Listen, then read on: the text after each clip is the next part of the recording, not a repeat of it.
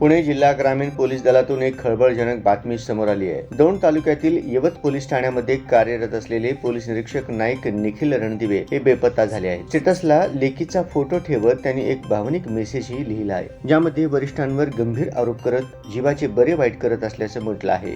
याबाबत सविस्तर माहिती अशी की दौंड तालुक्यातील यवत पोलीस ठाण्यामध्ये कार्यरत असलेले पोलीस निरीक्षक नाईक निखिल रणदिवे शुक्रवारी दुपारपासून बेपत्ता झाल्याने खळबळ उडाली आहे। यवत पोलिसांकडून नाईक निखिल रणदिवे यांचा शोध घेतला जात असून सध्या त्यांचा मोबाईल देखील बंद आहे। नाईक निखिल रणदिवे यांनी त्यांच्या मुलीचा फोटो व्हॉट्सअप स्टेटसला ठेवत एक भावनिक पोस्ट केली आहे, ज्यातून त्यांनी पोलीस खात्यावर आणि यवतचे पोलीस निरीक्षक नारायण देशमुख यांच्यावर गंभीर आरोप केले। नाईक निखिल रणदिवे हे यवत पोलीस ठाण्याअंतर्गत असणाऱ्या केडगाव पोलीस चौकीला कार्यरत होते। यवत पोलीस स्टेशन येथील अधिकारी नारायण देशमुख मला गेली 1 वर्षापासून सतत त्रास देत आहेत। माझा नाईलाज आहे, मी माझे जीवाचे बरे वाईट करून घेत आहे, असा गंभीर आरोप रणदिवे यांनी केला आहे। शुक्रवारी दुपारपासून रणदिवे यांचा मोबाईल बंद असून ते अद्याप पर्यंत मिळून आलेले नाहीत, त्यामुळे पोलीस खात्यात एकच खळबळ उडाली आहे। नाईक रणदिवे यांची मागील काही दिवसांपूर्वी शिक्रापूर येथे बदली झाली होती, मात्र यवत पोलिसांकडून नाईक निखिल रणदिवे यांना सोडण्यात आले नव्हते, त्यामुळे गेल्या काही दिवसापासून ते तणावात होते। सध्या त्यांचे कुटुंब देखील शिक्रापूर येथे त्यांनी शिफ्ट केलं होतं। दरम्यान या संपूर्ण प्रकरणात यवत पोलीस ठाण्याचे पोलीस निरीक्षक नारायण देशमुख यांनी केलेले आरोप फेटाळले आहेत।